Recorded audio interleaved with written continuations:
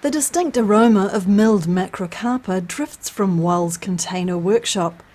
Making coffins for pets wasn't exactly a lifelong ambition. It happened by chance. I own my own furniture store and I got quite ill, and so I retired from being in the furniture business. As I got better, I would make farm gates. And a friend of mine down the road had just purchased heaven sent pet cremations, and he had a casket that needed repair. So he came down and he said, could I repair it for him? I said yes. And I said, I think I could make these. They're made in cube size. Wal makes up to $700 a year, or about 2 1/4 each day.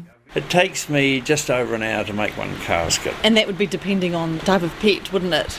Not really. It depends on the timber, because some timbers are much harder than others. I make them in custom wood and paint them white, pine, macrocarpa and remu. While the coffins are designed to carry the ashes of the family cat, budgie or rabbit, Wal once made a coffin for a donkey and an oak casket for his friend's dog Misty.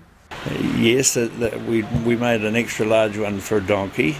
I also made one for a friend of mine who used to come to Rotary, and he used to bring his dog to Rotary meal in the Savoy restaurant in Dunedin. The dog would sit up at the table with everybody else, and that was appreciated by all.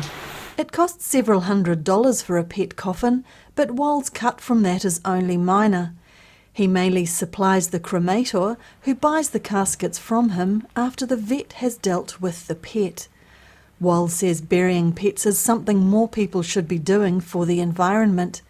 He says disposal of animals is a bigger problem than most realise. When you'd bury a dog, there was toxins in the dog that stay in the soil, so you'd never bury your dog and put your potatoes in the next year. There are an awful lot of animals that are just disposed of. And it serves a greater purpose. A lot of people get very attached to their pets, and when they pass on, it's a good way of the family, especially when there's children, to get over the passing of the pet.